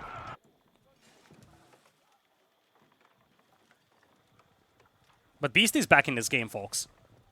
He has stabilized his eco, he has made somewhat of a farm transition, he is actually having the relic advantage. Wham never garrisoned the second relic he collected. I don't know where it's at. Maybe he just took it out of a tower or something, but that relic missing is also a bit of a pain here for Wham. Where's that monk at? Imperial Age now in for Wham. He needs to grab the elite upgrades for these units, maybe even biology if he can, and then he needs to strike. I feel like the last window for Wham to win this game is going to be coming in the next few minutes. He's going to have the technology advantage that offsets some of the difference between the quality of the units. He does have the mobility advantage as well. This army indicator is a little off because it counts 2 population for every gilded unit. So numbers-wise, Wham should be fine. The army value is actually a little smaller, but I feel like, again, if not now, then it's never. Beasty has the quality now. He's got a lot of crossbows, and we talked about this. Wham cannot afford to take straight-up engagements against this high-quality army. And now we have some men-at-arms here. Actually, those are Landsknechte, or at least some of them are. Some of them are men-at-arms. But the heavy crossbows make it very difficult for these Knights to engage. Knights are looping around here. See, this army just one-shots a Knight. This is what Wham was supposed to do earlier. Stretch out the defenses and never allow Beasty to counterattack. But that just didn't happen. And now we have another Gilded Knight sneaking in. Wham is losing way too much eco here. I'm not even sure if he noticed this. He definitely deleted a bunch of lumber camps, but that one Gilded Knight is going to cause so much chaos as well. And the opening is still there. Wham could still run in. There might even be an overchop here somewhere. Maybe here. So he still has that window to do damage. Problem is that now he's the one under attack. He's got to go bombard emplacements on the towers. This one only has a spring gold on it, and it has a relic inside. If this one goes down, then you're going to lose the relic as well. Beasty's going to try and yoink that. He's got the prelates nearby. Emergency repairs partially saving this tower, but it's not going to last forever. Some good value when it comes to picking out these units. But yeah, this is what Wham needed. This is what Wham desperately needed. A counterattack. Something that hits Beastie's eco. But he needs a lot more of this now. With this DC having worked for so long, it's just not enough. And now, he's taking a straight-on fight against the veteran Gilded Spearman. He doesn't have elite status on his knights. Crossbows also pick apart this army. This is the end for Wham. I just don't see him salvaging this game now. The Gilded Knight is butchering villagers on the back line. His entire army is gone. And it goes down to the thing we talked about initially. Straight-up fights with the HRE against the Order is not something that you can afford. This needed to be a lot more aggressive of a game here for Wham. Now Beastie is unlocking the full potential of the Order.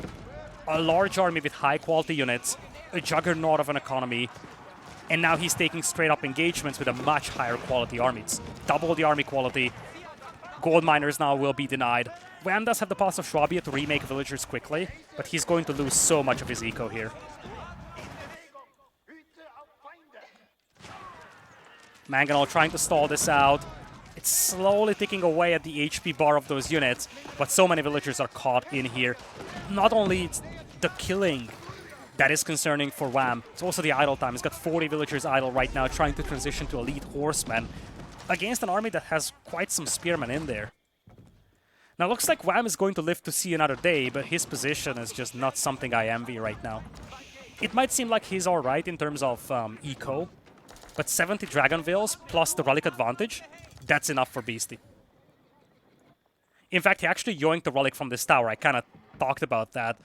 Tower goes down, Relic gets stolen by Beastie. He's bringing that one back right now. Yeah, there it is. All that Beastie needs is Imperial Age. If he gets to Imperial, I don't see Wham winning this game. As long as he's in Imperial himself, there is a glimpse of hope. Especially because he does have some Bombard towers. But he cannot afford Knights sneaking into his base like that.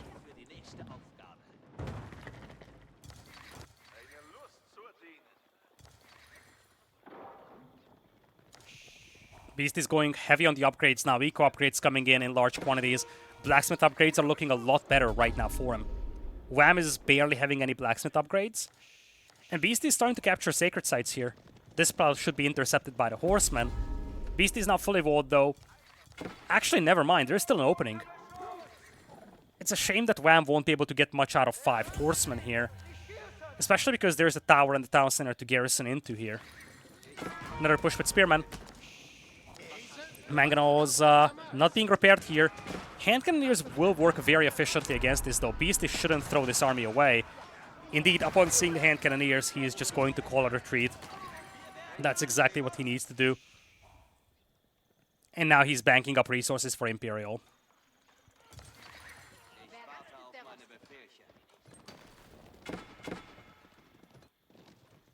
Nice little horseman right here for Wham.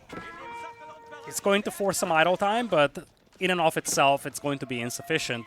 There needs to be more behind this. Bit of a diversion as well for Wham. He lost some of his troops here in this engagement, needs more Hand Cannoneers to deal with those spears.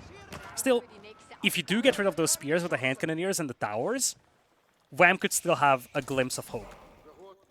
It's still difficult, but I guess right now the opportunity for Wham is essentially, first of all, he's got enough stone for a keep. He needs a defensive keep back at home. He just dropped one right now. Somewhere. He's going to drop it right here to the north. Interesting position. He's probably trying to play gold denial game at this point. And that's actually a lot of gold position to the north. That could be... yeah, this could be Wham's ticket towards winning this game. A castle in the middle here takes this gold. This castle is a great staging point to deny all of those gold mines. Beastie is still sitting on 4 relics. He's on the way to Imperial as well with the pass of Schwabia. But right now he cannot fight this army of Hand Cannoneers. And this is actually an advantage here for Wham. He needs to take out these spearmen, loop around, pick off the archers with the horsemen, and then he can try playing a gold denial game. Imperial Age is in. Beastie, he still needs the upgrades though, and this is a good engagement here for Wham. Hand Cannoneer is essentially the tool of the comeback right now. It looked very grim for Wham for quite some time, but the Hand Cannoneers kind of salvaged the game for him, and Beastie it takes a long time to build up this group of infantry with the price tags that they have. So that's part of the reason why he is falling behind in numbers right now. Wham is starting to do the thing that he was supposed to do a little earlier, which is spreading out the playing field. I love these stone walls. This is such a good touch. It makes sure that Beasty isn't going to get access to this northern area, denies the market, denies a lot of this gold. And Beasty is going to have Tithe Barns and 4 relics, but that in itself is insufficient to fuel this war machine of the Order. Next thing for Wham to do would be to try and blast multiple holes on the walls of Beasty, and then try to get some horsemen in there. The principle still applies. You have to win off the back of numbers, so you need to stretch out the defenses and find ways to get your cavalry into the enemy eco, slowly take out the enemy eco. We could also see another castle here, maybe from Wham, trying to play into the sacred sites, but for now he's just going to dive here. Again, hand cannoneers coming in clutch. Beasty is going to have the dragon hand cannoneers though. Once those make an appearance in large quantities, it's a different story. Defensive castle should go up over here. Wham will get a couple of villager picks. For quite some time, he didn't manage to get a villager pick. Now he's getting quite some. So, definitely some good moments here for Wham. And I'm starting to feel like momentum is swinging in his favor, especially with all these villagers kind of caught in the middle of nowhere. Just nowhere to go. Beasty, he needs to kind of jump in this DC or just run for his life, but he's losing a lot of vills. He does have the Palace of Schwabia now to replenish those villagers with, but his food eco has taken a big beating.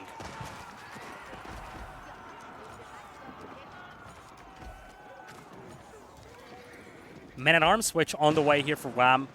I would love to see some more hand cannoneers. I think that's actually a unit that helped a lot here for Wham. Also love how he's torching down the farms.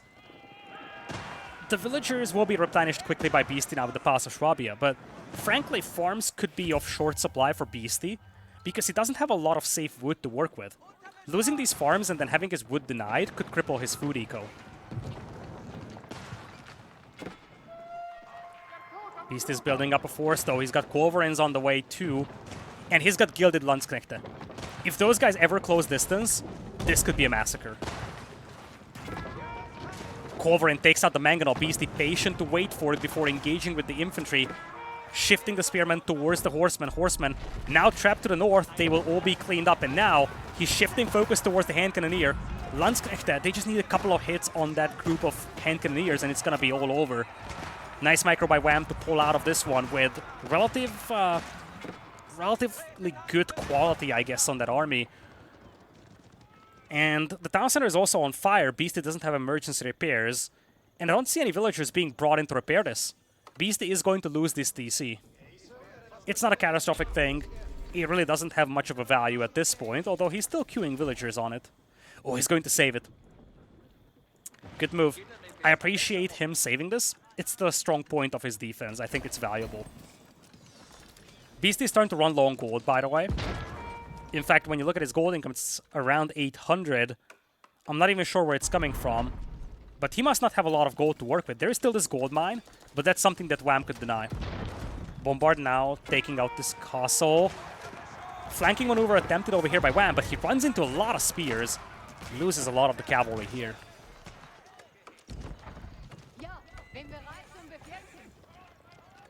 Wham is 191 population, 194 for Beasty. Neck and neck are the two players in terms of population. Army quality slightly better for Beasty though, and you know, the quality of the army is now there for Beasty to push this. Sacred Site countdown now begins for Wham. This Sacred Site to the south is defended by a keep. The one on the north, it's slightly defended, and the one in the middle is the strong point of Wham's defense. Beasty will have 10 minutes to neutralize one of them, but he's already taking out this one castle here.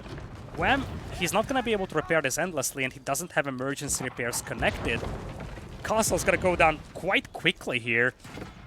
And I think things are, once again, starting to look better and better for Beasty.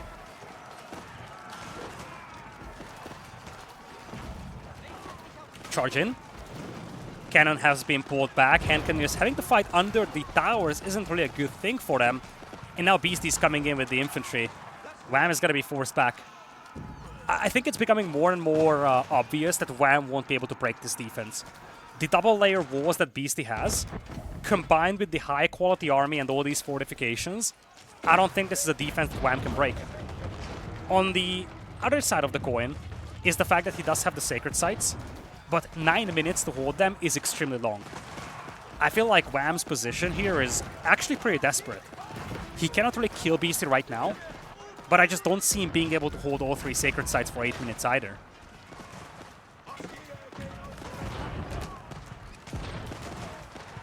Hand Cannoneers doing a decent job, but now you have Dragon Hand Cannoneers on the other side. Frankly, those Dragon Hand Cannoneers aren't that much better. You see 38 base damage, 35 on the other side. The HP is double, but the damage output isn't spectacular, so this is definitely a unit where you don't get as much of an advantage as a Dragon player compared to the HRE. Now Beastie's unleashing this force. Wham did a great job taking most of this gold mine, so Beastie isn't really left with a lot of gold, but he still has 4 relics, and he still has this gold mine as well. Gold denial could still be the recipe here for Wham, but I feel like Beastie did just enough to secure this gold mine to keep this game up a little longer and then allow him to work towards his gold mines a little quicker as well.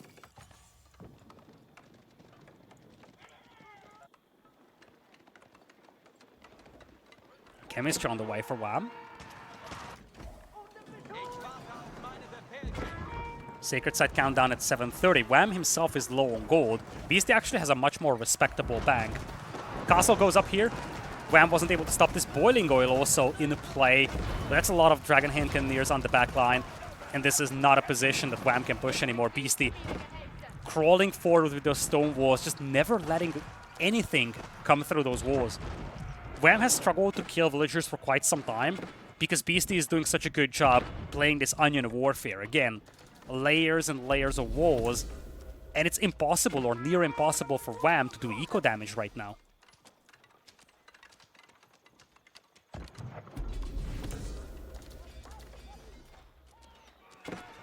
Wham is making a switch into Men-at-Arms. I don't know, folks. Against Gilded Hand Cannoneers or Dragon Hand Cannoneers, I'm not a big fan of that unit. Granted, Beastie doesn't have a lot of Gilded Crossbowmen. He does have a lot of spears, so this might work at least initially. Cannon also missing their wheels, by the way. Just casually floating towards that castle.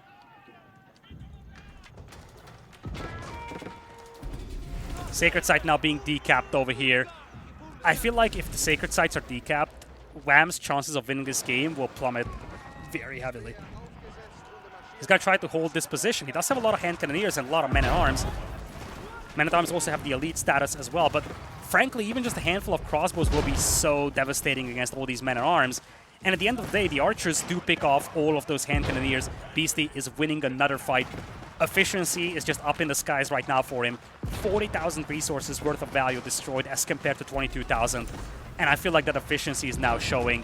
He's about to decap the Sacred Site, take this countdown away from Wham. He's about to take this castle out as well, potentially once the emergency repairs disappears. And he's about to get closer and closer to those gold mines once again, which not only will give him a lot of extra gold to work with, it will also start cutting off Wham from the gold.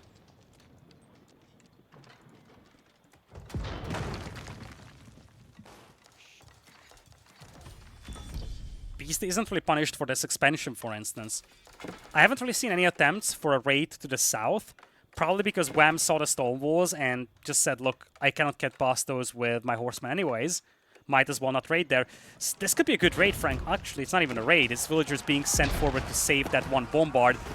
Horsemen trying to jump on the bombard, desperate to save this one castle here. Villagers, they will be sacrificed to try and save this bombard, and Wham bails before he takes out the bombard. He's trying to focus on the second one. He does take out the second bombard, but the first one still stands, and it continues to fire volleys on that one keep. Villagers, once again, they'll be the cannon fodder here. They need to keep that bombard alive. Emergency repairs seconds away here for Wham. He's trying to keep this castle alive. He gets emergency repairs. He needs to pop that ASAP. The bombard goes away. Cavalry getting all cleaned up, though. Even without emergency repairs, Wham, for the time being, keeps this one castle alive, and Beastie is losing a lot of villagers building this. This is a lovely cleanup by Wham. Castle is going to be completed, though, and there aren't any siege weapons right now for Wham available here to take this down with. What a crazy back and forth we're witnessing over here. The mass horseman for Wham is working wonders right now. He's done a great job taking out the cannon. And now his castle is still standing. Beastie's gold income is starting to plummet, and we might once again get closer and closer to a momentum switch.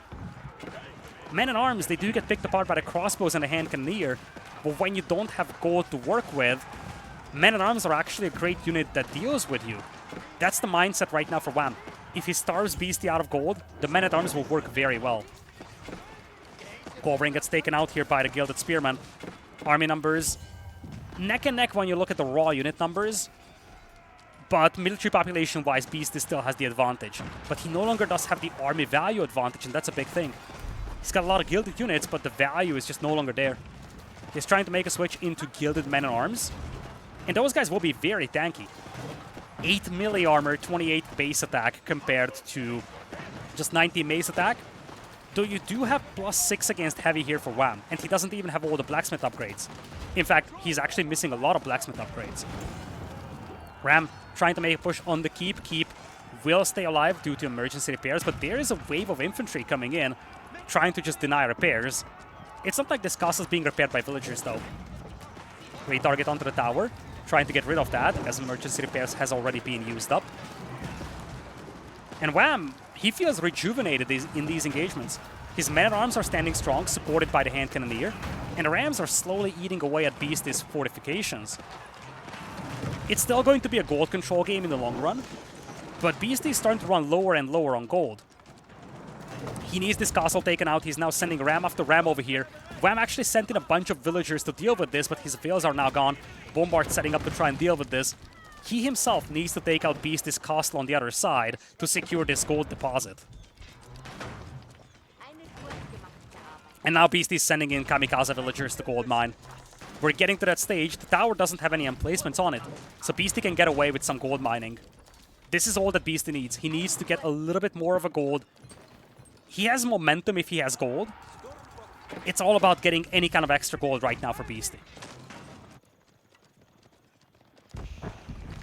This is turning out to be an epic set, by the way. Crazy best of 3 over here. Every single game a nail-biter. And this one is turning out to be a great one as well. Horsemen come in, save the castle from destruction, and now Beastie has to pop emergency repairs to keep his own keep alive. To the south, men-at-arms, they're slowly marching into the base of Wham, though. I don't see many troops that can stop this back at home. Beastie's also getting away with an atrocious amount of villagers outside of his base. Never really punished by Wham. Villagers actually have been sent in by Beastie to try and deal with the bombard. The castle is going to try to stop that. In the meantime, the men-at-arms, they head straight into the base of Wham. He does have bombard emplacements, though. And hand cannoneers also rallied here. Beastie could get cleaned up very quickly over here.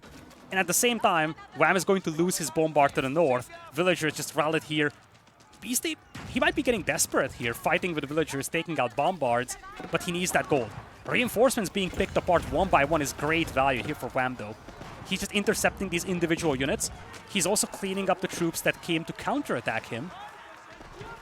Only problem for him is that now his own gold miners are under attack, and it's Wham who's being cut off from gold. Don't forget, folks, Beastie used up his emergency repairs to the north, so he might not have emergency repairs in time for his keep. It's gonna be very dicey. 6 seconds left. Castle on fire. Can Beastie pop it? I think he might be able to, but it might not be enough. The castle goes down. Relic also ejected here. Key position of fortification gone for Beastie, but an even more so valuable position has been gained to the north. He's taking out Wham's forward base here, securing much needed gold for himself, while cutting off Wham from all accessible gold. Wham is now having his gold income disappear, and I feel like that could be the end for him.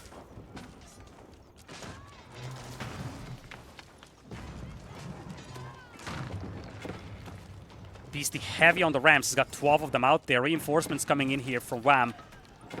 Wham needs to stop this gold mining operation. The concern for him is that Beastie already banked up a lot of gold, so even simply cutting Beastie away from the gold isn't going to be sufficient. He needs to bleed out Beastie's gold income, but I just don't see that happening anymore. Beastie is still sitting on 3 relics. Wham only has 1 of those right now. He could technically try and yoink this one. Actually, he tried. Wham came in trying to steal the relic. Beastie, little quicker to take it out. Also had a bunch of archers picking off that one prelate. And now the train of rams will start rolling towards the base of Wham. Archer's taking a fight against the hand cannoneers. This is a good one for Beasty as long as he focuses the hand cannoneers, which is not really something he's doing. So he's going to have these forces cleaned up.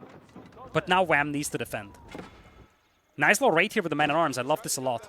If you cannot empty the gold bank of Beasty, you might as well try going for the food or the wood. That's kind of the mindset over here for Wham, trying to hit the farming eco, but Beasty has more than enough back at home to defend with. New rams are coming in. These rams are completely undefended, by the way. Wham could take these out easily. At the same time, a butcher down at the south. Lovely counterattack by Beasty. He probed the south, hit these wood lines, and he's rewarded with a bunch of villager kills. Both sides are suffering casualties, but at the end of the day, it's Beasty with the massive eco lead. Now setting up trade as well to that neutral corner, having broken through the walls. And I think we're getting very close to confirming Beasty as the first player in the Grand Finals. A lovely series both of these have played over here, but we've seen this, and actually in both of the games that Wham has lost, or, well, Wham, I feel like he's about to lose this game. His population is now looking very grim. I think both the games that went bad for Wham, it was the late game. It was allowing Beasty to get into that very late game scenario with a relic advantage, with a massive eco lead, and he was just never able to break that defense. On the other side, this is a lot of credit to Beasty, because this slow and methodical gameplay and style that he's using, it has been immensely valuable. He's taking it slow and steady, securing the relics, getting the walls going, and he never allowed Wham to punish his eco expansion. Granted, Wham didn't even send a bunch of units down south to harass this, but Beasty always kept his main core eco safe with these walls, and he was, for most of this game at least, the aggressor of this game.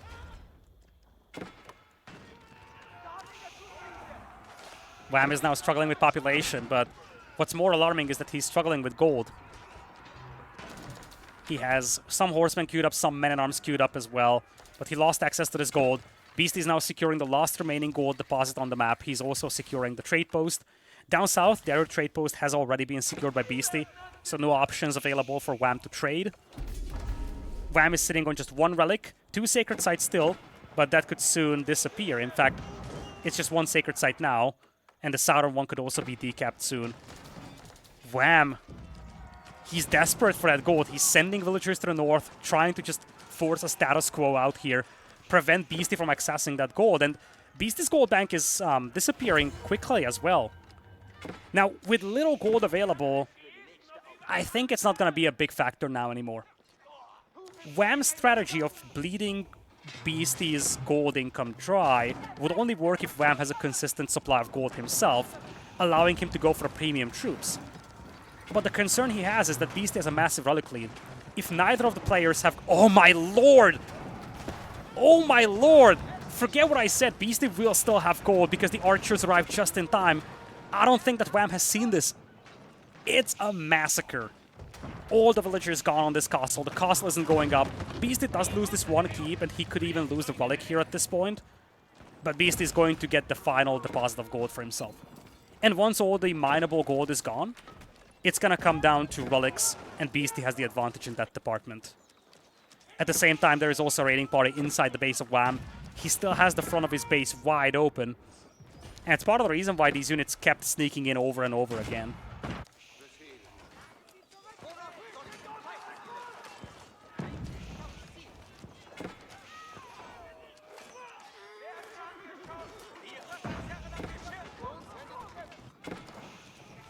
Wham trying to raid here a little, but by the time he cleans these villagers up, if ever, this gold mine is going to be depleted. 119 population for Wham. I feel like we're entering that zone where it's just no turning back at this point for him. He doesn't have the tools to hit Beasty's eco anymore, and his eco is just very feeble compared to Beasty's. Beasty's got 2600 gold per minute. When this gold mine is depleted, he still has the relics. He's going to have trade by that time. His food income, almost double than Wham's. Wood excess is kind of the same. But in general, I just feel like Wham's position is now extremely underwhelming. He has played a very good set here, and I'm not gonna lie. I like the order a lot more in this Civilization matchup. But I think it's also the fact that the only window where he had a legitimate chance to win, it was kind of missed. Part of that was Beasty doing a great job walling, but I feel like, especially in the moments where Wham kept chasing 1 or 2 Gilded Knights with a dozen Knights of his own, and he wasn't really the aggressor, I feel like that was the big missed opportunity of the game for him. Beasty's eco was feeble at one point. He could have gone in, picked off a couple more villagers, and made Beasty's situation very precarious. But instead, he was kind of distracted, chasing down the Gilded Knights in his eco. And by the time he cleaned those up, Beasty was back on track with that second town center. 29 army in any civilization matchup post-Imperial is just a very bad number, let alone against the Order. Archers not picking apart villagers. I think we are seconds away from seeing a GG here. Lovely set once again. Just as a reminder, this tournament is hosted by Blade. I'll put a link down in the description of this video for you to check his content out as well.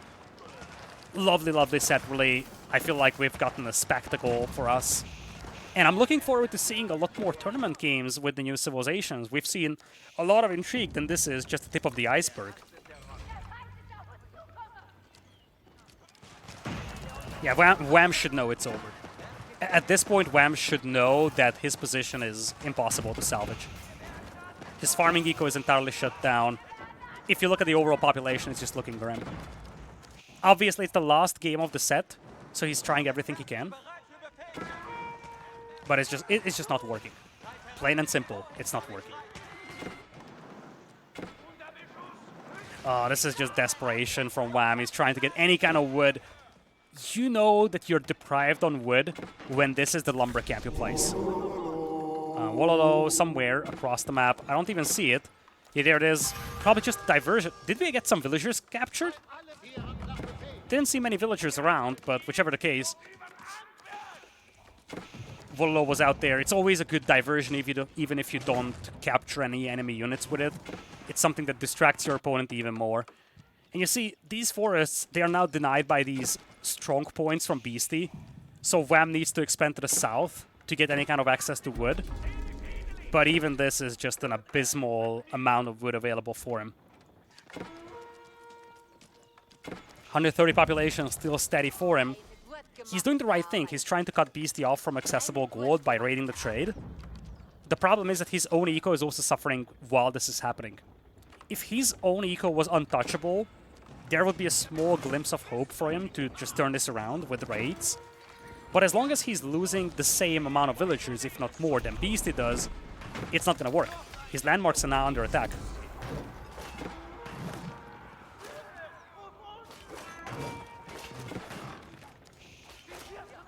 Rams haven't really been protected over here by Beasty. One of them is heavily damaged, but new Rams are coming in.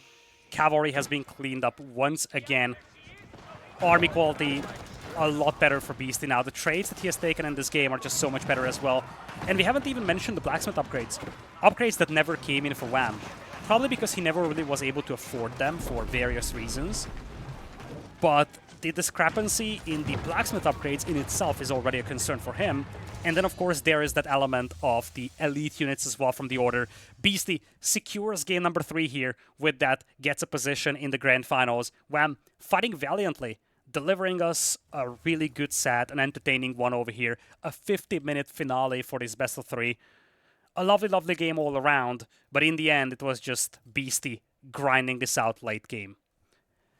With that, this cast does end. So if you're still here, I appreciate you watching this. Thank you so much for watching. If you enjoyed this cast, I greatly appreciate if you subscribe to the channel. It helps me greatly.